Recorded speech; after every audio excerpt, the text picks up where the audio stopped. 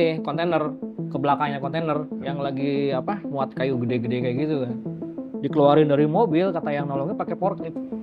Saya didatengin bapak-bapak pakai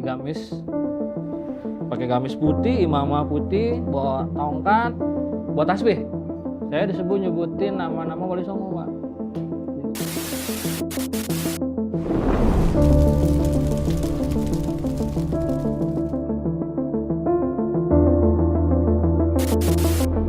Assalamualaikum warahmatullahi wabarakatuh. Ketemu lagi dengan kami di channel Jagat Dimensi. Kali ini kita akan melanjutkan cerita, mungkin masih pengalaman saya Mas ya? Yang tadi, Yang kemarin? Yang kemarin itu, pokoknya cerita yang tentang kecelakaan. Oh iya, baru sampai. Terus sampai kan kemarin itu menceritakan gangguan di rumah. Iya. Yang di rumah. Ya di rumah kontrakan ya. Iya. Ya. Di Semarang itu.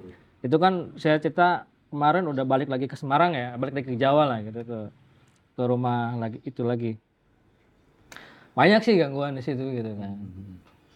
Kayak saya lagi bikin laporan harian tuh kan dulu report harian harus ngemail ke kantor ke Jakarta, saya lagi ngetik-ngetik, udah kertas terbang 1 lembar, udah saya ganggu aja gitu kan.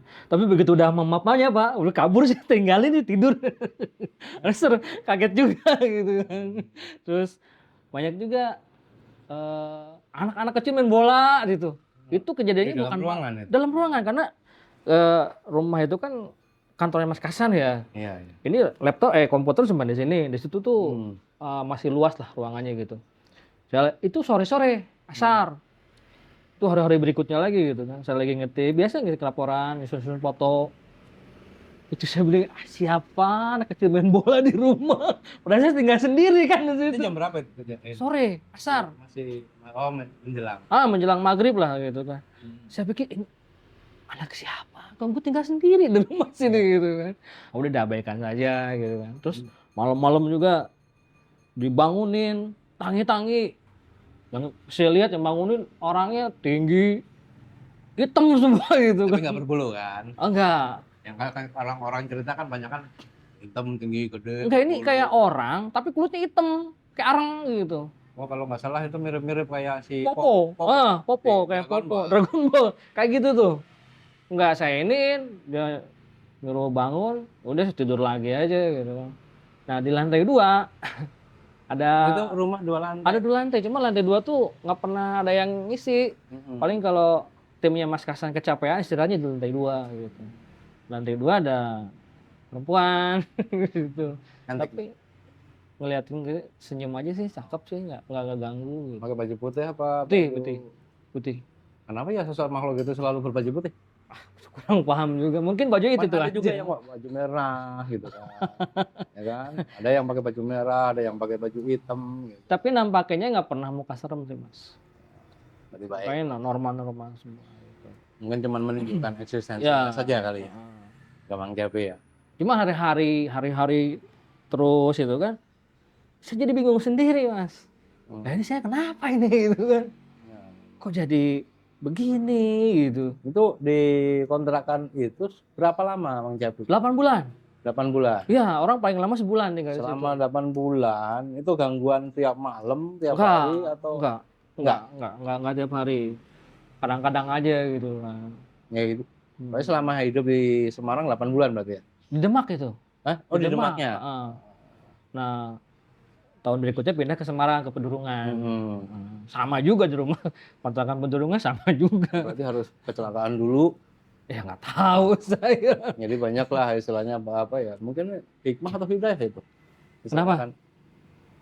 Ada cerita, biasanya setiap orang mendapatkan kecelakaan, baik itu pun yang sakit, yang parah, segala macam, biasanya gitu.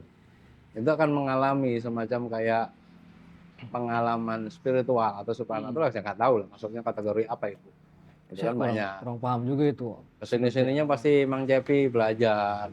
Atau mungkin ada bisikan atau melalui mimpi atau istilahnya dalam penglihatan ya seperti kita antara sadar dan tidak. Iya. Ada perintah-perintah apa ada. atau harus melakukan apa. Ada. Apa Nih, yang Mang Capi? itu kan setelah kejadian ya beberapa hari, beberapa bulan. Nah, di situ kan dekat di Demak itu dekat Masjid Agung ya. Oke Agung. Masjid Agung Demak Oh, ya. yang Sultan dibuat Patah ya di situ ya. Sunan Kalijogo. Enggak, masjid yang di alun-alun. Oh yang ada. Nah, karena deket di situ, saya jadi kalau lagi libur sering tuh ikut sholat jamaah sampai maghrib bisa subuh, alamin ya di situ. Suatu saat saya sholat maghrib di situ teh di Masjid Sultan Patah di situ ya di dekat alun. Beres sholat saya lagi kan di depan ada teras kayak gitu ya. Itu saya diomelin orang nggak kenal, ngomel-ngomel ke saya. Pokoknya kamu harus jauhin minum, jauhin ini, jauhin ini gitu kan. Dari situ saya disuruh jarah ke makamnya Kanjeng Sunan Kalijaga.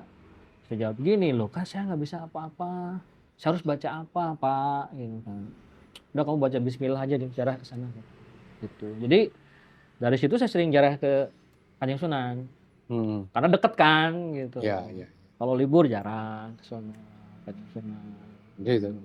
Berapa kali itu melakukan ziarah ke yang Sunan Kalijogo itu? Oh, sering ya? Sering ya? Pokoknya selama di Di situ sering ya. sekitar Bahkan itu selalu. saudara yang dari Bogor juga paman saya gitu kan. Ya. Mau jarah saya anter. Terus si mama juga si bapak dari Bandung sama keluarga. Mau pengen jarah kemana, ke Kudus, ke Muria saya anter gitu kan. Jadi dari situ sering jarah. Cuman waktu itu belum dapat yang pembimbing lah ya. Mungkin masih liar saya gitu kan. Cuman selalu ada. Apa berarti sekarang sudah dapat pembimbing? Oh, kayaknya sudah nggak liar ya. Tadi bilang liar soalnya. Alhamdulillah. Dulu bukan kebetulan ya, mungkin Allah sudah mentakdirkan seperti itu. Kan di kantor saya dulu, saya ketemu teman saya yang orang Cirebon, satu kantor. Waktu itu saya belum pernah ketemu, cuman pas dia pertama masuk kerja, kebetulan saya lagi pulang ke Bandung, suruh jemput ke Cirebon tuh. Bareng lah dari Cirebon ke Semarang. Ya. Yang bawa mobil dia tuh teman saya, Mas Chandra dulu. Saya mau tidur aja, biar dia bawa mobil. Nah, itu pas udah pindah ke Semarang, saya di Pedurungan. Ternyata kegiatan dia tuh aneh. Pertama dia tuh diem aja. Kira saya lagi ngapain begini aja gitu, ngumpat gitu kan. Nggak baca Quran ternyata. Kirain lagi berdoa. Ya kirain saya lagi ngapain gitu. Lagi gini aja. Tapi nggak mau lihat orang awal-awal tuh kan. Pas saya lihat, mas. Lagi Ceng. Saya dipanggil Aceng sama dia. Lagi baca Quran. Nah itu dia sering jarah juga. Cuman waktu udah di Pedurungan kan ada temannya dia tuh. Si Mas sering pinjam motor si Mas. Dia jarah ke mana sendiri. Ke mana teh? Jatingaleh. Sendiri dia kan. Ya. Suatu waktu saya lagi di libur tuh ya, lagi di rumah semua. Dia sore tuh pinjam motornya si Mas. Saya baru bangun tidur siang tuh kan libur kan. Saya tanya, "Mas, mana lo?" "Mau ke Muria, Ceng." "Mau ke Muria?" katanya. "Ikut nggak lo?" "Ayo sih teh." "Lo pakai apaan?" "Pakai motor." "Gak usah pakai motor, pakai mobil aja, mobil kantor," saya bilang gitu. Udah tuh ikut, pakai sarung biasa gitu kan. Pergi ke Muria ngomong. Jalan udah sampai Muria. Saya suruh, "Ceng, bersih-bersih dulu," kata dia. "Bersih-bersih, Mas?" "Iya, bersih-bersih aja, wudu apa kayak." Wudu, sholat dulu. Tapi masih di masjid yang bawah nih, parkiran. Belum naik ke Sunan Murianya, masih di parkiran ada masjid kan di situ. Iya. Sholat dulu. Itu kita mulai dari situ, Mas. Jalan sama dia. Dia nggak ngomong apa-apa. Udah saya ikut gue. Itu kan kemudian kan tangganya banyak tuh. Iya. Itu saya jalan 2 tangga, 3 tangga, 4 tangga. Itu langkah kayak berat banget, Mas. Naik tangga semakin terasa Itu berat. semakin naik tangga semakin berat. Kepala pusing. Pengen muntah. Pengen ini juga, BAB juga. Itu teman saya itu Mas Chandra sampai nungguin 1 langkah diem, dibawain air sama dia. "Nih Ceng, kopi Ceng," katanya. Iya. Wah nggak ngopi Mas, udah air putih gitu. Itu biasanya naik tangga ke Muria tuh paling juga 1/2 jam ya, paling lama ya. Itu kayak 2 jam saya gitu. Oh iya. Ya. Singkat cerita, nyampe lah ke atas. Iya. Gak kuat kan, langsung nyari kamar mandi saya. Udah, muntah. Abai juga. Itu badan rasanya enteng banget ya sih. Itu apa kata teman apa? Mas Chandra. Mas Iya, Chandra, Mas dia belum Chandra. bilang apa-apa. Belum ya. Belum, kayaknya lu ikut Jarah yuk, ikut. Gua antar ini, bareng sama gua belakang gua katanya. Iya. Udah Jarah, beres. Beres Jarah, turun lagi ke bawah normal, udah normal badan tuh. Dia ngomong gini, aing jauh-jauh di Cirebon. Petunjuknya katanya dia ke Cirebon bukan hanya sekedar kerja. Hmm. Bahasanya gini kalau kata orang Sunda, pek kira papa panon poe di belah wetan. Nah, eta. Lah saya Maksudnya. apa ya? Jemput matahari dari timur. Oh. Petunjuknya Jadi begitu. samperin, matahari terbit, kita Ya dia juga pertamanya nggak nyangka ketemu saya. Dikira dia tuh rezeki karena kan kerja. Tapi ngomel-ngomel dia juga. Oh sekian aing jauh-jauh katanya cuman untuk nemuin budak bader katanya. Jadi katanya budak bader gitu. bandel maksudnya. Oh, anak bandel katanya. Enggak, takutnya kalau udah ngomong di Jawa bader itu kan bisa jadi apa ikan apa tuh namanya? Bentar kalau di Sunda. Enggak, yang jadi sudah gede gitu. disebutnya anak bandel katanya gitu. Saya suruh jemput anak bandel. Dari situ sampai berapa bulan ketemu saya langsung balik lagi ke Cirebon. Nggak lama tuh. Di situ balik lagi ke Cirebon. Resign dari kantor. Ceng bilang aja gua mau nyalon kubu kata dia. Udah enggak. Jadi Cirebon udah punya tempat pengajian sendiri di kampungnya. Ternyata. Tuh. Sampai terakhir di situ saya ini keluar dari Semarang itu kemana lagi tuh Mang Japik? Dari Semarang resign juga. Saya resign juga. Balik ke Bandung katakan ya mohon maaf percaya mau enggak saya dapat ada yang ngasih tahu udah lu berhenti aja. Saya berhenti. Enggak lama saya berhenti kantornya bangkrut. Tutup gulung tikar. Setelah itu Setelah itu hidup saya di kampung apa di ada kerjaan lagi merantau lagi kemana gitu? di kampung dulu. Di kampung dulu Pak dulu. Di kampung dulu. Terus masih ada tawaran juga kerjaan ke Kalimantan. Masih tetap masih seputar dunia telekomunikasi. Ya, pengalaman ya, ke Kalimantan kemana pasti ada ya pengalaman yang seperti tadi kan? Ada, ada. Bahkan dulu waktu masih saya di kantor konsultan, saya sempat ke Sumatera Utara, ke Medan. Nah itu masih belum hijrah judulnya ya masih bandel. Masih bandel dulu lah gitu kan. Dulu ngerjain survei jalan se-Sumatera Utara sejauh 100 per kilometer, tapi spot-spot ya. Pertama kedatangan saya ke sana itu kan ke kantor PUPR. Nah, di situ ketemu sama orang PUPR-nya lah. Terus ada 2 orang, Pak siapa gitu. Bojolnya Gama Nasrani juga. Hari berikutnya sebelum kita sarapan dulu di kantin. Nah orang yang semalam itu, yang orang PUPR itu, saya lagi makan sama teman-teman nih, saya teman-teman tim konsultan gitu kan. Dia lagi ngobrol sama bos saya, tiba-tiba nyamperin saya Pak. Iya.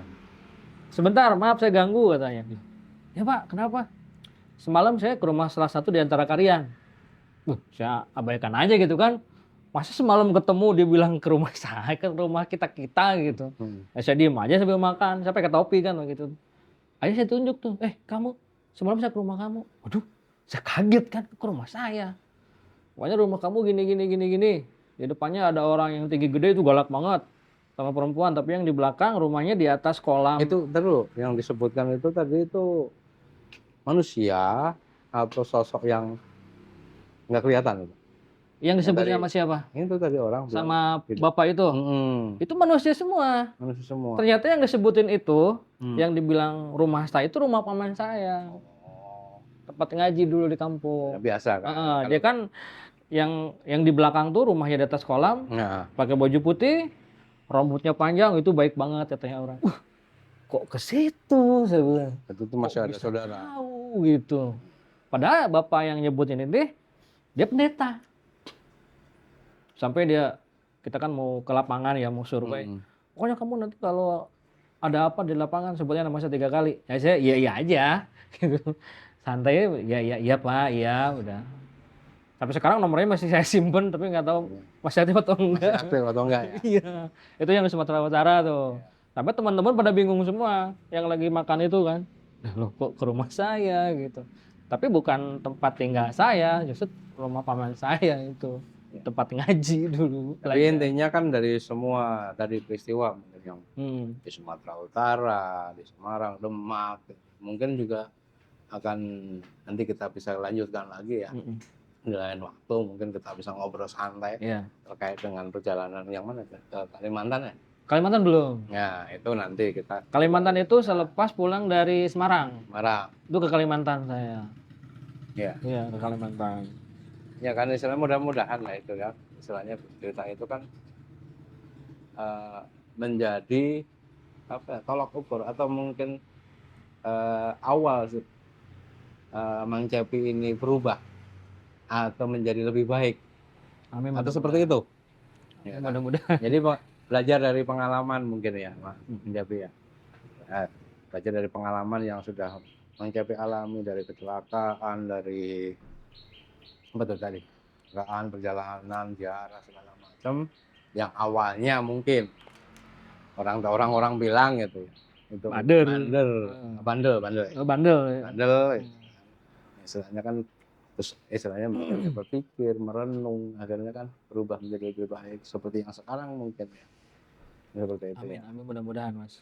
Tuh. Mudah-mudahan doanya aja. Ya mudah-mudahan kita kedepannya sama. Amin. Istilahnya kita saling lah, kita sama-sama berusaha juga kan gitu, sama gitu. Saling mengingatkan. Tuh. Intinya kan gitu. Ya istilahnya kan kalau kita bisa lah kita tuangkan pengalaman hidup kita, baik itu yang spiritual ataupun Pengalaman lainnya. pengalaman susah, Susah senangnya. susah senangnya, itu kita bisa berbagi gitu loh. Ya mudah-mudahan dari cerita pengalaman kita ini bermanfaat buat teman-teman yang sahabat Jagat Dimensi ya. ya Barangkali nanti yang mau ada yang menonton, bercerita atau mungkin teman kita yang kenal dengan kita atau mungkin yang mau ini, ceritanya diangkat di sini boleh, Iya, boleh gitu kan nanti. Gitu. Kita berbagi pengalaman aja. Betul. Bukan ini ya gitu. Mungkin gitu teman-teman ya, teman-teman Jagat Dimensi. Untuk kali ini dicukupkan sekian. Terima kasih sudah menonton. Mudah-mudahan dari obrolan kita ini bermanfaat buat teman-teman semua. Amin. Gitu kan. Kalau misalkan ada yang mau nih pengalamannya, cerita yang tadi yang masih disebutkan, boleh nanti ngobrol di sini sama kita gitu kan. Kita berbagi pengalaman aja gitu kan. Amin. Allah. Mudah-mudahan bermanfaat. Ya. Terima kasih ya. Assalamualaikum warahmatullahi wabarakatuh. Salam waras.